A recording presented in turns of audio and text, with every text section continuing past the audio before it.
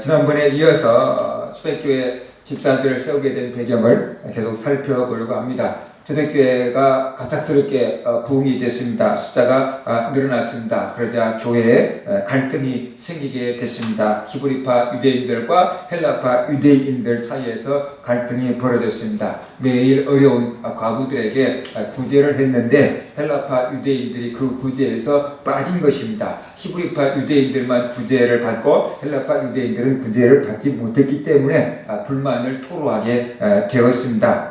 사도들이 이 문제를 어떻게 해결했을까요?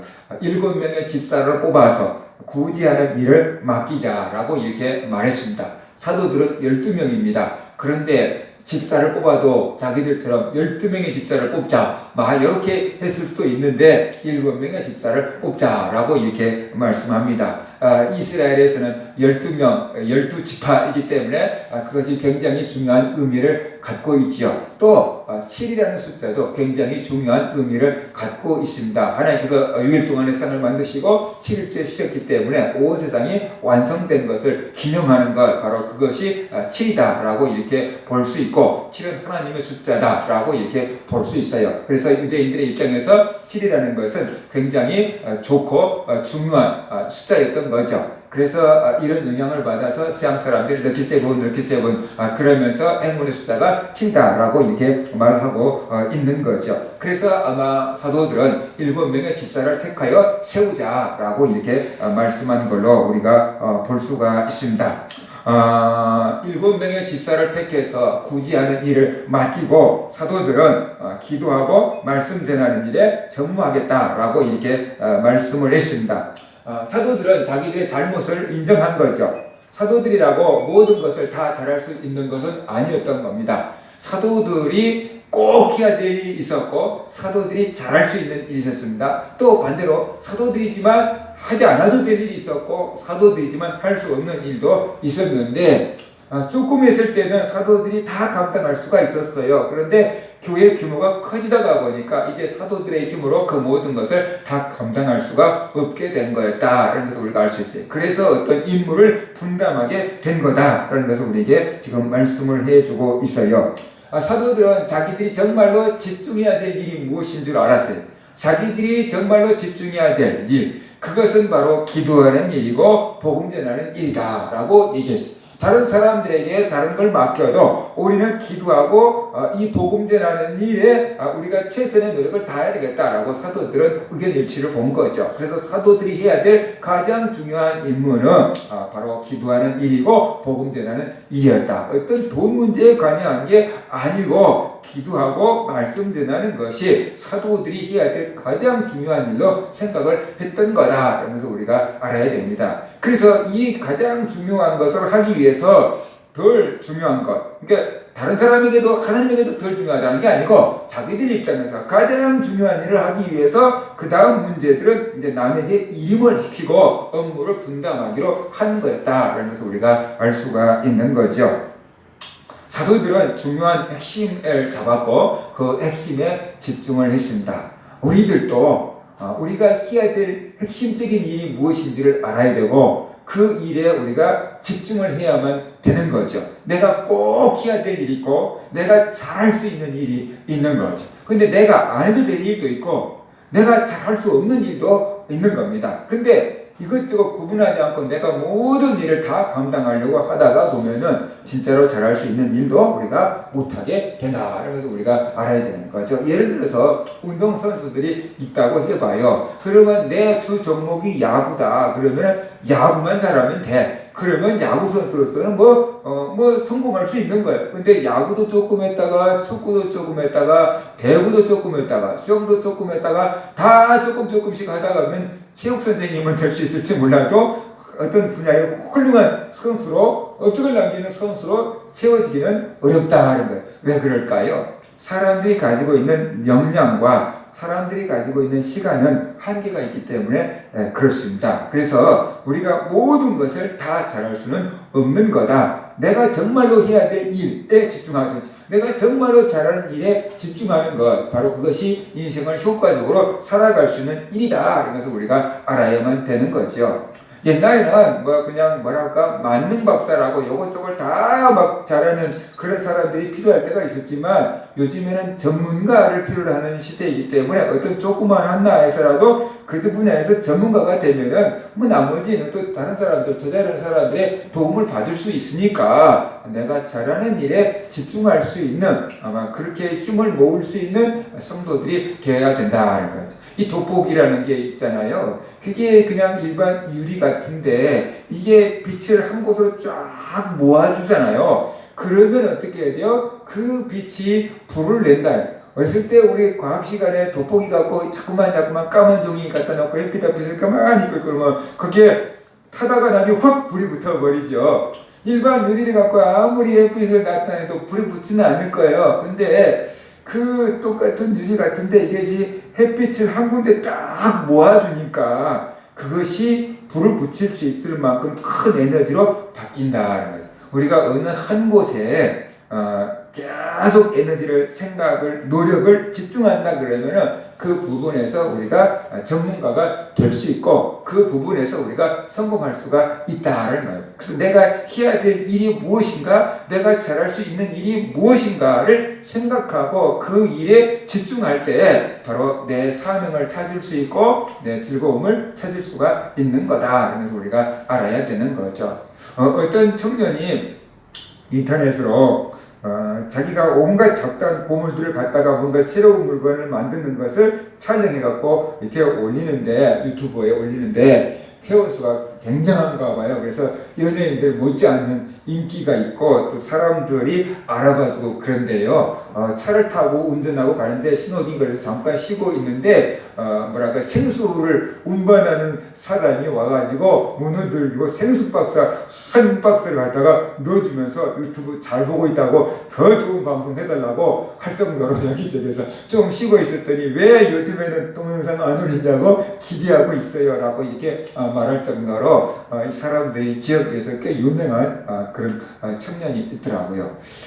어릴 때부터 만들기를 굉장히 좋아했대요. 그래가지고 기계공학은 그냥 자기가 타고난 운명이라니 생각하고 자기 아버지도 엔지니어였으니까 자기도 기계공학과를 갔대요. 그런데 기계공학과를 갔더니 자기가 원하는 대로 뭐 이것저것 막 만드는 게 아니고 다리 하나가 있는데 거기에 뭐 트럭이 몇 대가 올라가면 다리가 무너질 것 같으냐, 어떻게 하면 견딜 수 있을 것 같으냐, 여러 것들을 계산하라고 그러는데 영 적성이 안 맞아서 못 다니겠더래요. 그래서 아버지한테 휴학, 그러면 그게 학교 자퇴하겠습니다. 내가 하고 싶은 일을 하겠습니다. 라고 이렇게 얘기했대요.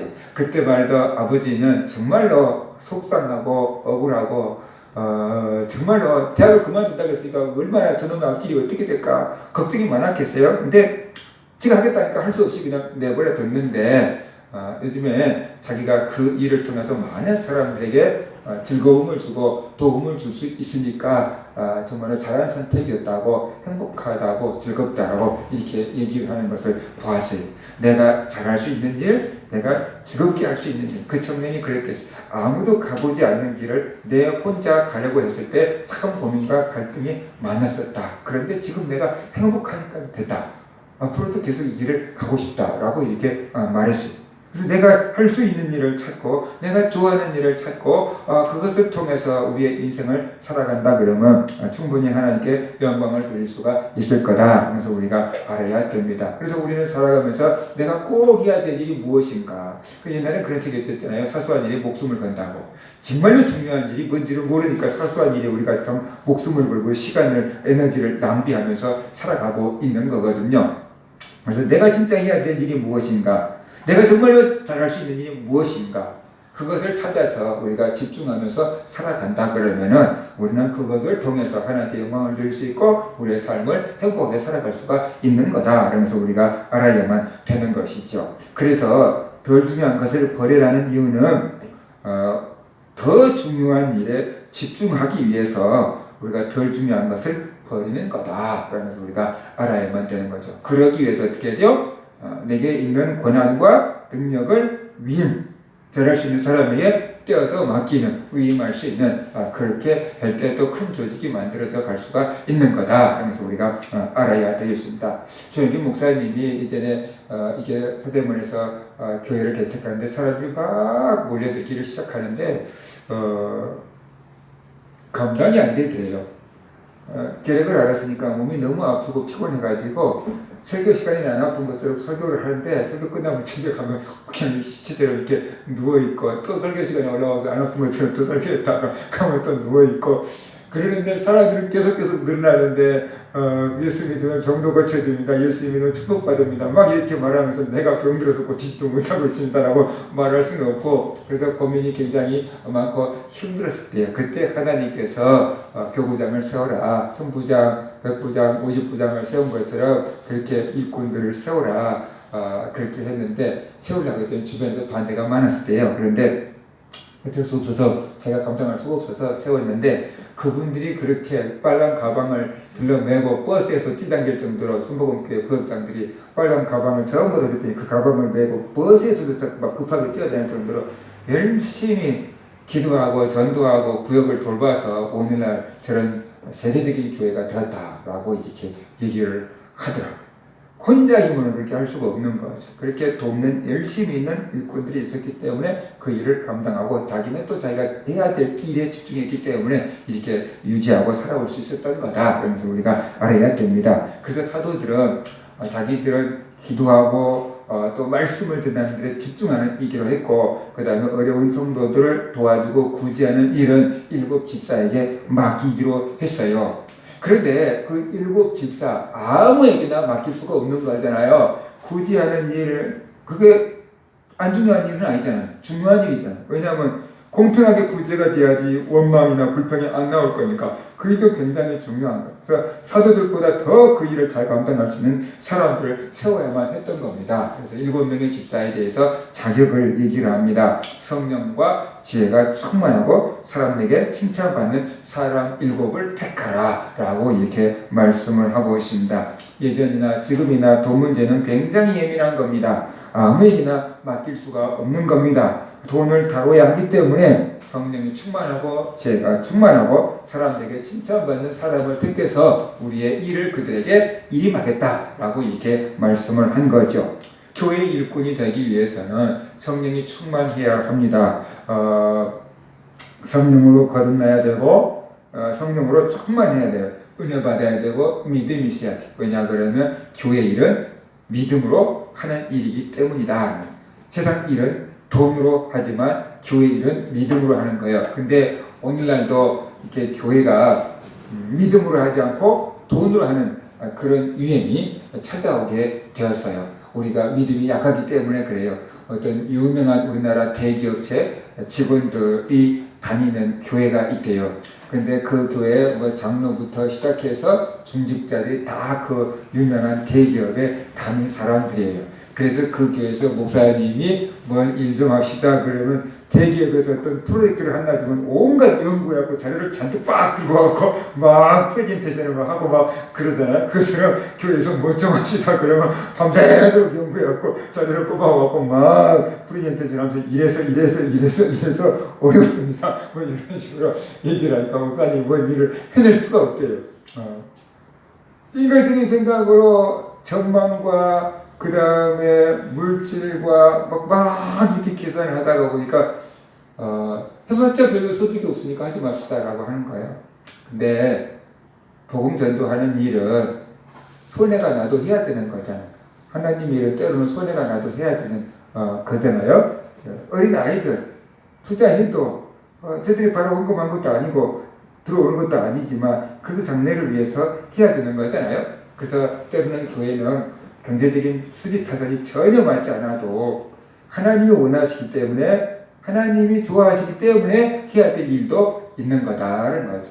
모든 일을 다 그렇게 할 수 있으면 얼마나 좋겠습니까? 그렇지만 우리는 정말 어떨 때는 믿음으로 결단해야 될 때도 있거든요.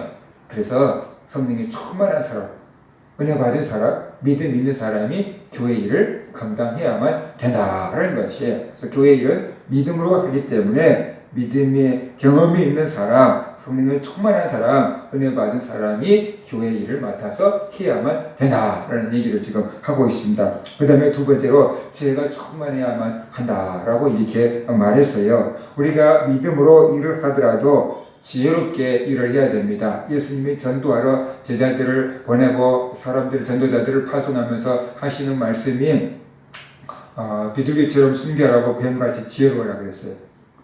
비둘기처럼 순결하라는 것은 우리가 이해가 돼요. 그런데 뱀같이 지혜로워라는 것은 조금 우리가 이해가 안 되잖아요. 그런데 아무튼 어떤 그 성경에서 하나님이 만드신 피조물들 중에서 뱀이 가장 간교하더라 그랬는데 그 간교하더라가 지혜롭더라는 뜻이에요. 근데 그 지혜가 나쁜 쪽으로 쓰였기 때문에 간교하다라고 이렇게 번역을 한 거죠. 그래서 비둘기처럼 순결하고 뱀처럼 지혜로워야 된다라고 주님께서 말씀하신 거다라는 거죠. 우리가 하나님 일을 하더라도 똑같은 하나님 일을 하더라도 효과적으로 하나님 일을 하기 위해서는 지혜가 필요하다라는 것입니다. 예를 들어서 내가 피아노 반주를 하고 싶어. 그런데 내가 반주할 실력이 없어. 피아노를 배워본 적이 없어. 그러면 어떻게 해요? 반주를 못하는 거죠. 그죠?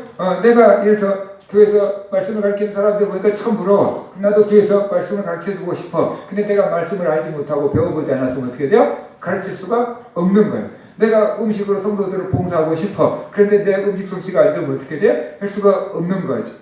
그러니까 우리가 교회에서 주일을 하더라도 믿음으로 하나님 일을 하더라도 그 일을 효과적으로 잘 감당하려고 그러면 어떻게 돼요? 지혜가 있어야 돼요.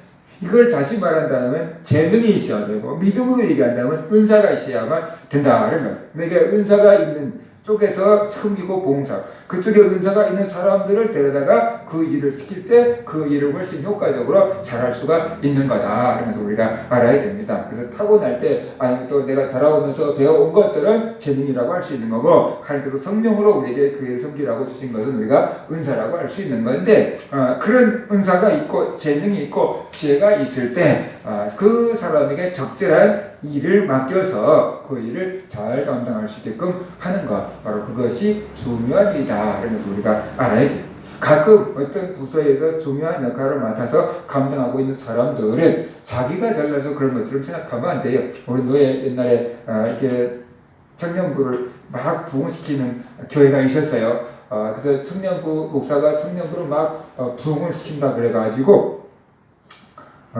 큰 교회에서 중형 교회에서 담임 목사로 청빙해 갔어요. 저 목사님 저 교회에서 청년들을 막 부흥시켰으니까 우리 교회도 오면은 막 부흥시킬 수 있을 거야. 그렇게 해가지고 중형 교회에서 그 목사님을 이렇게 청빙해 갔어요.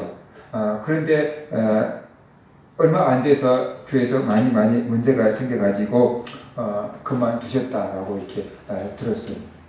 그 커다란 교회에서 다 서포트를 해주기 때문에 그 청년부가 부흥할 수 있었던 거죠. 밥까지 다 해서 청년들을 먹이면서 하기 때문에 청년부가 부흥할 수 있었는데 이 목사님이 부목사님 혼자 돼서 청년부가 부흥된 게 아니고 뒤에서 숨어서 아침부터 나와서 수백 명의 밥을 그냥 매일 아침 해주는 권사님들이 계셨으니까 그들이 와서 큐티하고 밥 먹고 그러면서 교회가 모여서 청년부들이 부흥할 수 있었던 것이 다른 곳에 가서 그렇게 후원자들이 없으니까 혼자 힘으로 그렇게 이렇게 해낼 수가 없는 거잖아요. 그렇죠? 그래서 옆에서 서포트 해줄 수 있는 사람들이 있으니까 자기의 재능을 마음껏 발휘할 수가 있었던 겁니다. 그래서 내가 혼자 잘라서 이렇게 막 부흥시켰다, 잘됐다, 막 그런 착각은 우리가 좀 하지 않는 것이 우리 영혼을 위해서 유익하고 각자 자기 맡은 자리에서 최선의 노력을 다하고 분명히 알게 모르게 도와준 사람이 있기 때문에 잘 되는 것입니다. 교회도 목사님도 그렇고 뭐 교사도 그렇고 국장도 그렇고 사양대도 그렇고 반드시 협조하고 도와주는 사람이 있기 때문에 잘 되는 것이지 나 혼자만 힘으로는 잘할 수가 있는 것이 아니다. 그래서 우리가 알고 우리 모두의 팀의 동역으로 인해서 잘 되는 거다. 하나님의 은혜 가운데 잘 되는 것이다. 그래서 우리가 알아야만 되는 것이죠. 그래서 우리는 지혜가 필요해요. 성경에 누구든지 지혜가 부족하거든 꾸짖으시고 꾸짖지 않는 하나님께 구하라 그리하면 주시리라 그랬잖아요. 우리가 주의 일을 할 때 지혜를 구해야만 된다 그런 것입니다. 오래전에 제가 한번 얘기를 했어요. 10년 넘은 것 같아요. 미국에서 주일학교를 굉장히 크게 부흥시키는 유명한 여자 선생님이 한 명 있었는데 그 여자 선생님이 이렇게 막 뚱뚱하고 키도 작고 막 얼굴도 막 그래가지고 자기 스스로 자존감이 굉장히 낮아가지고 아무것도 하지 못하는 그런 여인이었어요. 그런데 그 여인이 은혜 받고 나도 주일학교 애들 좀 가르쳐 봐야겠다 그랬어요. 그런데 가서 교사 좀 하고 싶습니다 했더니 목사님이 딱 보고 의형 아닌 것 같아. 그랬다면 한번 전도에다가 한번 해봐라고 했어요. 그래서 전도에다가 하는데 그 교회 주일학교 학생들을 수천 명을 만들었어요. 그래서 다른 외국에서 막 목사들하고 그 선생님을 만나서 어떻게 그렇게 주일학교를 잘할 수 있냐고 물어보니까 그분이 그렇게 얘기를 했대요. 늘 하나님께 물어본다. 어떻게 해야 되냐? 늘 하나님께 물어봐. 그러면 하나님께서 그에게 또 말씀하신대요. 그러면 늘 그걸 수첩에 적어. 그래서 그것을 그대로 또 해보니까 그렇게 학생들이 막 많이 예수를 믿고 돌아와서 큰 교회를 이뤘다라고 이렇게 말씀을 합니다. 우리가 하나님의 지혜를 구해야 합니다. 내가 할 수 있는 일이든 할 수 없는 일이든 맡았으면 감당할 수 있게 지혜를 달라고 하나님의 은혜를 구하고 지혜를 구해서 그 하나님의 일을 감당할 수 있는 그런 사람들이 되어야만 된다는 거죠. 그 다음에 하나님의 또 일꾼을 세울 때 사람들에게 칭찬받는 사람을 세우라 라고 이렇게 말씀했어요. 그 소리가 뭐냐면 다른 말하면 사람들에게 신용이 있는 사람을 세워라 라고 이렇게 말했어요. 왜 그러냐 그러면 돈을 나눌 거예요. 그런데 자꾸만 성도들을 속이는 사람을 돈을 맡겨놓으면 성도들이 그 사람이 돈을 썼다는 것에 대해서 신뢰를 할까요 안 할까요? 못하게 되겠죠. 그렇죠? 이번에 막 이게 어떤 막 단체에서 기부금을 막 받았는데 개인적으로 막 남용 같은 것이 막 뉴스에 연일 보도가 되니까 사람들이 자기가 정기적으로 후원하던데도 그런 거 아닌가 싶어가지고 막 이렇게 막 후원을 그만하겠다고 끊겠다고 막 하는 사람들까지 나오고 그러지 않았습니까? 정당하게 제대로 후원금을 사용을 해야 되는데 몇몇 단체들이 그렇게 정당하게 사용을 하지 않으면은 그게 뉴스에 터져 나오면은 정당하게 사용하는 단체까지 피해를 봐. 그래서 사람들이 후원금을 끊어버려. 내가 준 후원금도 정말 저 어려운 사람들을 도우라고 준 건데 또 딴 사람들 배만 채우는 거 아니야? 그래서 사람들이 후원금을 끊어버리게 되니까 사람 살기가 참 빡빡한 세상이 되고 많은 거다라는 것이. 교회에서 하나님의 일을 할 때 사람들에게 신뢰를 얻는 사람에게 하나님의 일을 맡겨야지. 사람들이 그를 통해서 하나님을 만나게 되고 은혜를 받게 되고 그 사람이 하는 일을 믿을 수 있게 돼요. 근데 믿을 수 없는 자꾸만 말을 책임지지 않는 사람에게 하나님의 일을 맡겨놓으면 그가 예수 믿어야지 구원을 받습니다라고 해도 사람들이 저 사람 말을 어떻게 믿어? 이렇게 되는 거예요. 그러니까 똑같은 말인데 누가 하느냐에 따라서 다르다. 그러니까 그런 농담이 있잖아요. 이게 코미디언들끼리 모여가지고 공연을 하기로 했는데 그 공연장에 사람들이 칵 차고 그 공연을 하고 막 이렇게 시작하라고 있었는데 불이 난 거야 뒤에서.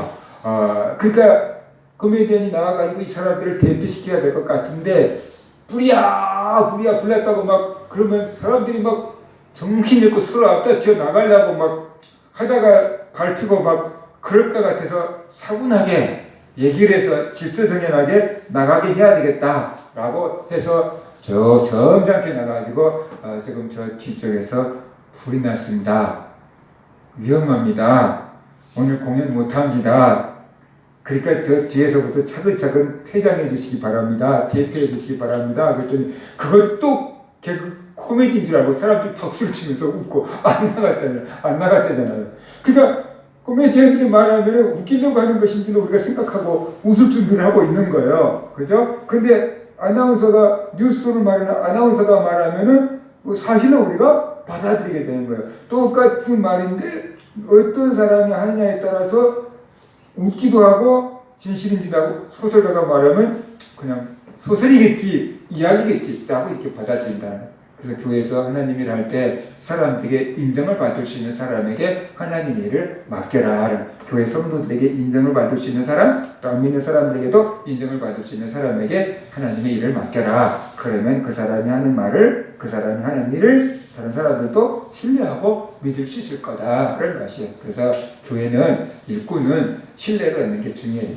하나님 앞에 신뢰를 얻는 것도 중요하고 성도들 가운데서 신뢰를 얻는 것도 중요하고 안 믿는 사람들에게도 신뢰를 얻는 게 참 중요합니다. 그런데 이제 오늘날 한국 교회가 이 세상으로부터 신뢰를 잃어버린 것, 그것이 참 안타깝죠. 우리나라 처음에 기독교가 들어왔을 때 문서에 그게 남아있잖아요. 교회 다닌 집사가 있는데 그 집사에게 돈을 빌려줄 때는 채용 증서를 써주지 않아도 된다. 반드시 갚기 때문이다. 라고 이렇게 얘기를 했대요. 우리나라의 어떤 그 기업을 하시는 분이요. 중소기업을 하시던 분이요. 이렇게 은행에서 돈을 빌렸어요. 그래서 이제 열심히 일해가지고 은행에 돈이 마련돼가지고 돈을 갚으려고 하는데 6.25가 터진 거야. 6.25가 터졌어요. 그래서 전쟁통이 나가지고 다 피난가고 막 은행도 문 닫고 막 난리가 났어요.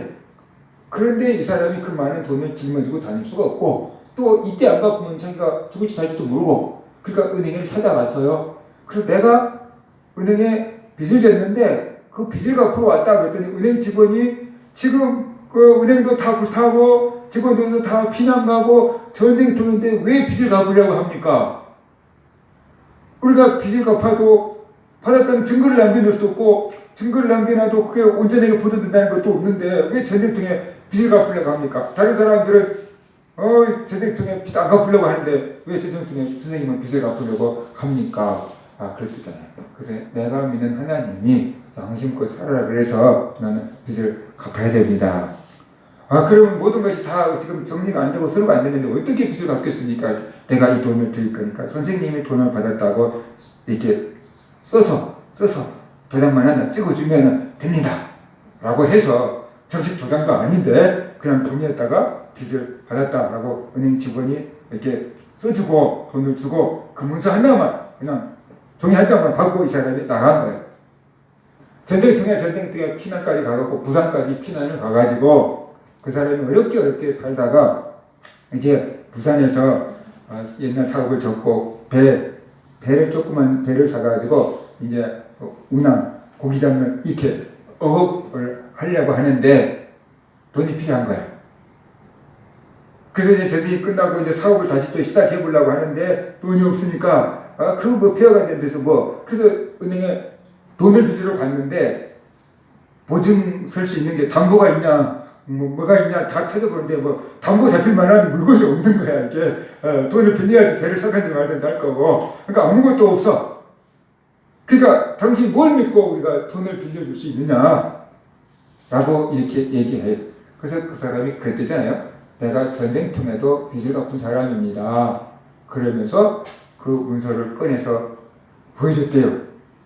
그랬더니 당신이 그 사람이냐고 은행권에서 전설처럼 들려온 얘기가 있는데 당신이 그 사람이냐고 그렇다고 그러니까 그렇다면 담보 필요 없습니다.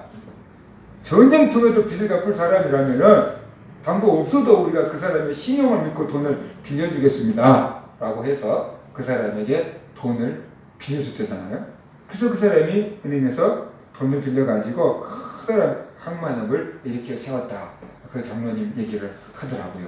우리가 신용을 얻으면 은행에서도 그렇게 인정을 해주는 거잖아요. 그래서 우리가 신용을 얻고 사는 것이 굉장히 중요합니다. 그래서 우리 교회 성도들이 가정에서, 교회에서, 일터에서 신용을 얻고 사는 것, 그것이 재산이다. 신용사회라 그러잖아요. 신용사회. 내가 말하는 것에 내 금융거래에 대해서 책임을 질 수 있을 때 신용도가 높아지고 신용이 높아질 때 그 사람이 사업도 잘할 수 있고 사람들에게 신뢰를 얻기 때문에 믿음도 인정받을 수가 있는 거다. 그래서 교회 일꾼들은 성령이 충만한 일꾼이 되어야 되고 지혜가 충만한 일꾼이 되어야 되고 신용을 얻는 일꾼들이 되어야 됩니다. 그래서 하나님의 나라 정말로 빛을 발하고 또 우리 성도들의 삶 가운데에도 인정받는, 칭찬받는 그런 삶이 될 수 있기를 주의 이름으로 축원합니다.